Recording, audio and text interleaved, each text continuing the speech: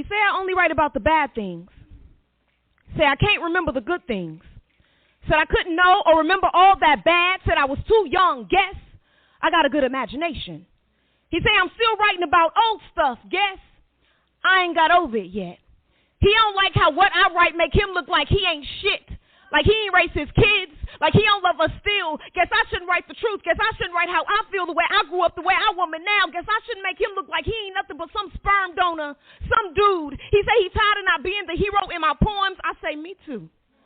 I write what I know. He don't like the memories he left me with, me neither. Don't like being reminded of his faults, but I look in the mirror every day, got his face. What that make me? I say, how I'm supposed to escape.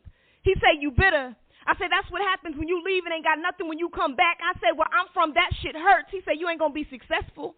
I say, you made sure of that. And even if I am, you ain't going to have shit to do with that either.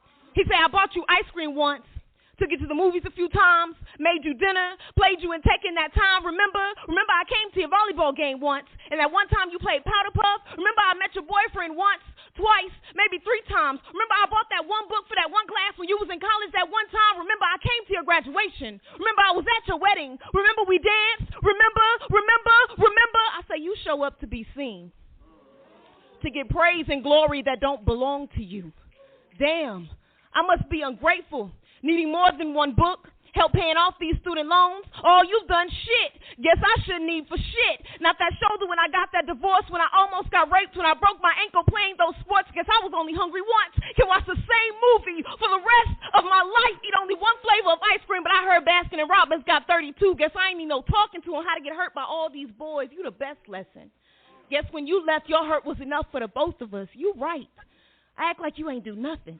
Guess I ain't Christian. Guess I can't get over it. I'm so mean, talk to you so bad, treat you so funny. Guess when I grew up without you, I took you from me. Guess without you, I'd have nothing to write about. So thank you for teaching me how to make nothing out of something the way you raised me.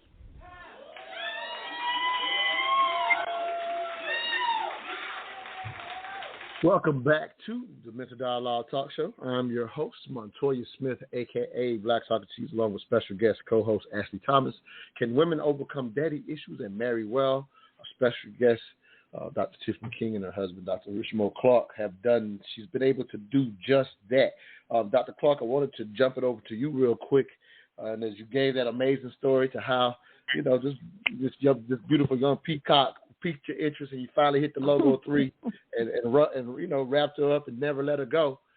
Can you recall, thinking about this morning's show, can you recall maybe the first time you felt like you were experiencing a daddy issue with Tiffany? I'm assuming possibly showing itself in the dating years, because again, as a friend, I clearly knew she had them, but I don't know what your experience were with her in getting to date her, if you will. Yeah. Hindsight being 2020, in retrospect, when I think back, those issues were always there. I just didn't know. Early on, I didn't really, you have to grow to know people, and so I didn't really know deep down what her issues were at that time. But certainly they manifested themselves in our everyday lives. Tiffany wanted to, when Tiffany said it was time to get up and go to Walmart, it was time to get up and go to Walmart. When Tiffany said it was time for us to do this and that, she was like a drill sergeant early on. And while I grew an affinity for it, I thought it was cute. At times it was annoying because I'm just like, you know what? I didn't grow up. First of all, I'm older than you, so you don't have to pipe down a little bit. Because I'm like, man, heck, you ain't finna just be running me around this earth at any moment that you feel that you get a whim to go. I remember one day I got so mad at Tiffany, it was like a Saturday. We had been shopping all day long.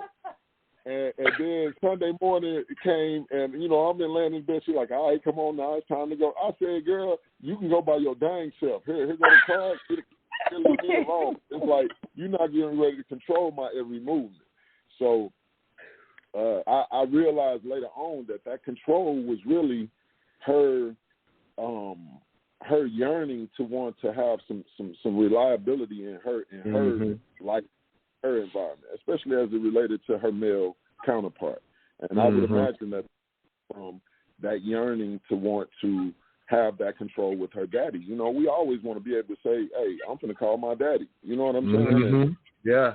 My daddy will help me fix this. My daddy going to make this right, or what have you. You know what I mean? Well, nowadays we don't even hear the word daddy too much anymore, especially from the young generation. It's pop and famo and bruh and all of that. But, you know, I imagine that she wanted to be able to exercise that power and that will and that control over me as if I were her father. That would just be in my